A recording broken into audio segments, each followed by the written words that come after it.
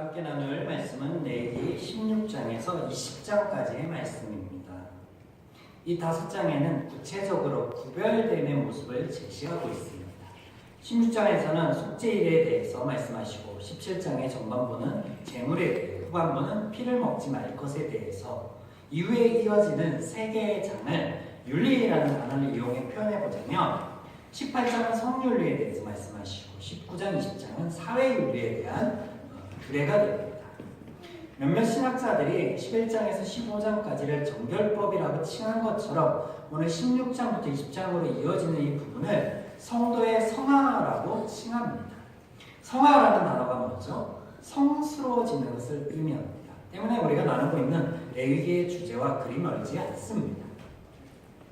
레위기의 주제는 구별됨입니다. 구별됨. 첫 시간에 제사에 대한 말씀을 통해서 하나님을 아는 것으로 구별됨에 대해서 나누었고, 두 번째 시간 정결법을 통하여서 하나님의 말씀을 기준으로 삼는 구별됨에 대해서 말씀을 나누었습니다. 이번 주 본문을 통해서는 구별됨의 구체적인 모습들이 어떠한지 이것이 등장하는데, 각 장별로 살펴보기 전에 먼저 짚고 넘어가야 될 부분이 있습니다. 오늘 본문이 되는 5장의 구조와 내용이 지난주 함께 나누었던 이 정결법에 대한 말씀의 구조와 내용과 아주 비슷하다라는 겁니다. 지난주 말씀 간단히 정리하자면 10장은 제사, 11장 음식, 12장 산모, 13장에서 15장은 피부병과 유칠병입니다. 이번 주 말씀 16장 제사, 17장 음식, 18장 성윤리, 19장과 20장 사회윤리. 어때요? 비슷하지 않습니까? 성경을 보시면 이와 같이 하나님께서 당신에 대하여 알려주시는 부분에서 반복하시는 부분들이 아주 많이 등장합니다. 레위기의 주제가 되는 구별됨에 대한 말씀, 내가 거룩하니 너희도 거룩하라라는 말씀이 자주 반복되죠. 또 출애굽기, 내가 여호와임을 알게 될 것이다. 이것이 자주 반복되었습니다. 또 이를 증명해 보이겠다, 시험한다라는 단어, 이 단어 자체가 빈번하게 나옵니다. 하나님께서 우리의 아버지 되신다, 너희는 나의 것이다, 나의 자녀이다 라는 말씀도 출애굽기에 자주 반복되어 등장합니다. 그래서 반복학습법은 하나님께서 제시하는 것이죠. 우리가 나누고 있는 레위기의 말씀의 배경이 출애굽기입니다. 그래서 출애굽기에 우리가 함께 나누었던 부분을 이 시간에 잠깐 반복하고자 하는데 이유가 있습니다. 그 이유가 뭐냐면 오늘 본문에 등장하는 구별됨의 구체적인 모습, 이것을 나누고 실천하고자 함에 있어서 먼저 선행되어야 될 것이 있는데, 출애굽기 말씀을 나누었을 때 이것을 나누었었어요. 우리가 십계명과 율법에 대해서 말씀을 나누며 짚었던 부분이기도 하죠. 세상의 법과 규례와 아주 흡사한, 유사한, 아니 오히려 못한 것과 같은 그 말씀이, 그 하나님의 말씀이 특별할 수 있고 우리에게 유익이 될 수 있었던 것은 그것을 주신 분, 그것을 특별하게 하신 분이 하나님이다라는 것과 동시에 그것을 우리가 적용하고 바라보는 우리의 마음이, 그것이 키가 된다라는 말씀입니다. 여러분 기억하시죠? 그래서 제적인 마음, 제적인 기준이 아니라 하나님의 기준, 하나님의 마음이어야만 하나님께서 주신 규례가, 율법이 아주 특별할 수 있고 우리에게 적용되었을 때 유익할 수 있다라는 말씀을 드렸었습니다. 그래서 하나님께서 오늘 거룩의 모습에 대해서 말씀하시는데, 이 말씀을 하기 전에 한 번 더 제사에 대해서 언급하시는데, 제사 중에 속죄일, 속죄제에 대해서 언급하십니다.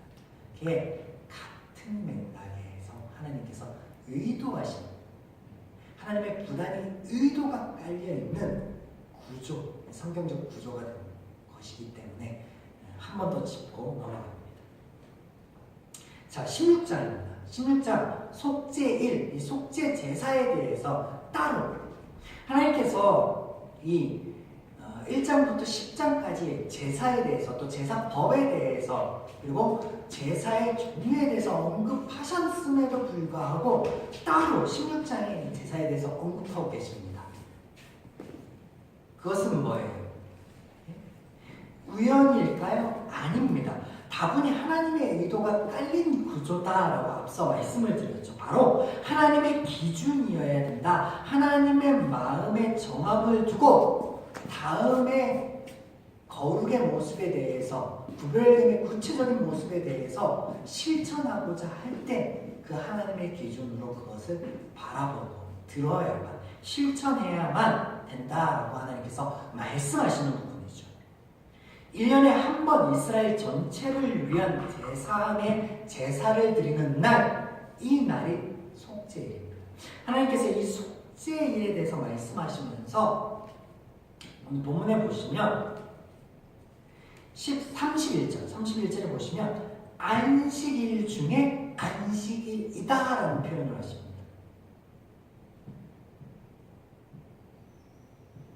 그게 어떤 의미일까요?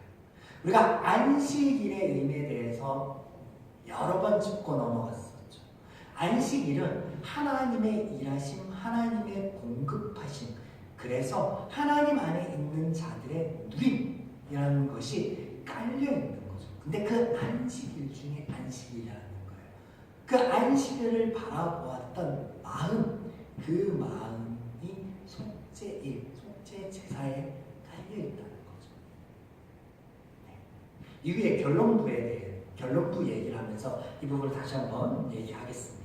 17장은 재물에 대해서 언급을 합니다. 바쳐진 재물을 어떻게 할 것인가, 더불어서 피를 먹지 말라라는 말씀을 하세요. 그래서 먹는 것, 11장의 말씀과 더불어 보아야겠죠. 11장에서 하나님께서 너희에게 부정하니 먹지 말라라고 한 이 동물들을 먹었을 때 우리의 건강에 직접적인 악영향을 미치는데 이것이 다 피해가는 것들입니다. 지난주에 잠깐 언급했었죠. 그래서 각양의 많은 먹거리들을 대상으로 삼는 우리나라 사람들이 피에 대한 질병의 발병률과 사망률이 제일 높다. 혈액암, 백혈병이라고 하죠. 이것이 가장 많다라고 언급했었습니다. 그렇죠? 피에 관한 피해. 이를 아시는 하나님께서 피에 대해서 언급하십니다. 너희에게 부정하니 피는 생명이니 먹지 말라. 이 피는 너희의 먹거리가 아니라 너희의 죄를 씻는 도구로 내가 삼았다라고 말씀하십니다.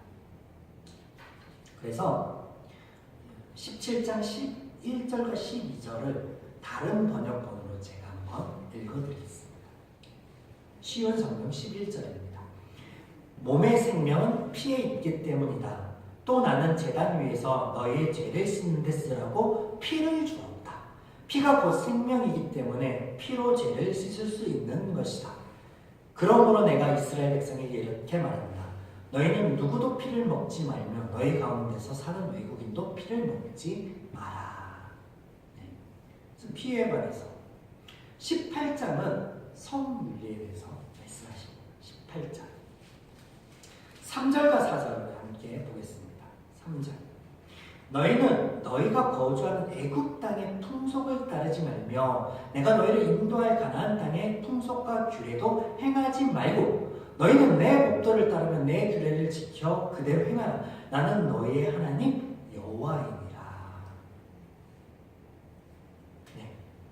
12장에서 생육하고 번성하라, 땅에 충만하라 축복하신 하나님께서 출산이 거룩하게 구별하였습니다. 이 출산을 거룩하게 구별하였습니다. 15장에서는 부적절한 관계로 인하여 생기는 유출병에 대해서 언급하시면서 창조의 법칙, 하나님이 맺어주신 가정에 대해서 돌아보게 하셨습니다. 그것과 연결하여서 이 18장의 성윤리를 통해서 구체적으로 하나님께서 지킬 것들에 대해서 말씀하시는데 가족들 간의 관계를 맺지 말라, 동물과 관계를 맺지 말라, 동성과 더불어 관계를 맺지 말라라고 말씀하십니다. 그런데 여러분, 이것이 뭐냐면 너희가 거하게 될 땅의 풍속이다 라고 말씀하세요. 우리에게 시사하는 바가 있죠. 하나님의 창조의 법칙에 어긋나게 하는 것, 관계가 깨어지게 하는 것, 파괴시키는 것, 이것이 가나안 땅의 풍속이라는 것, 죄인들의 풍속이라는 것, 사단의 계략이라는 것. 하나님이 여기에 대해서 언급하십니다.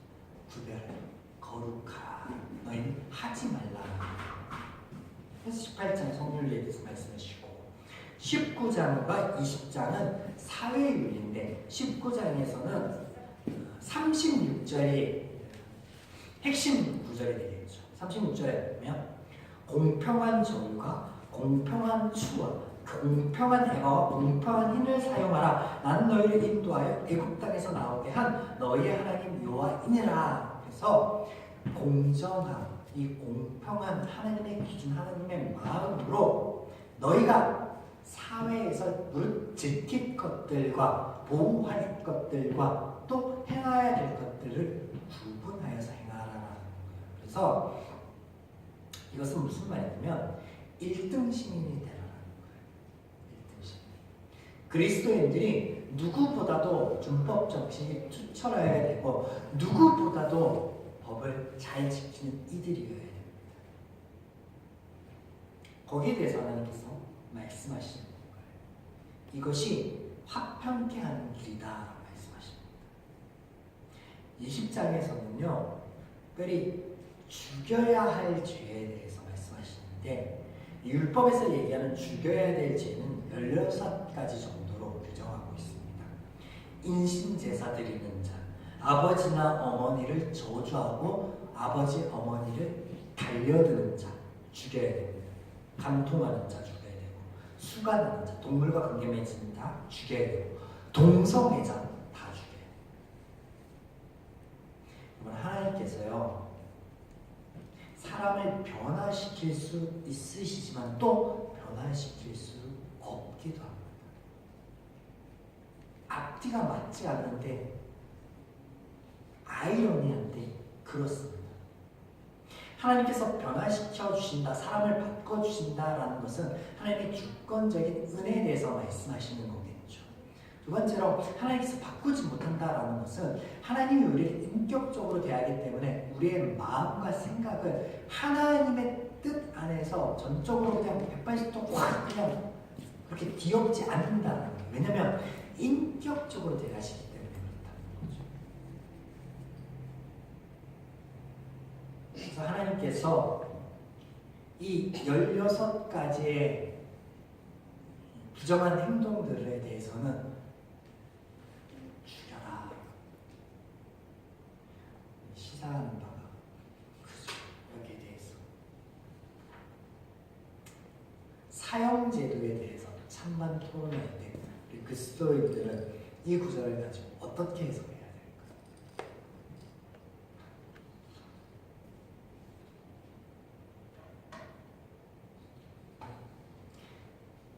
사람은 쉽게 변하지 않습니다. 변하게 된다면 그것은 하나님의 전적인 은혜인 거죠.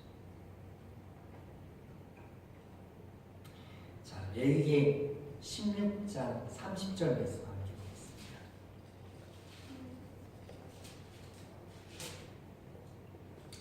이 날에 너희를 위하여 속죄하여 너희를 정결하게 하리니 너희의 모든 죄에서 너희가 여호와 앞에서 정결하리라.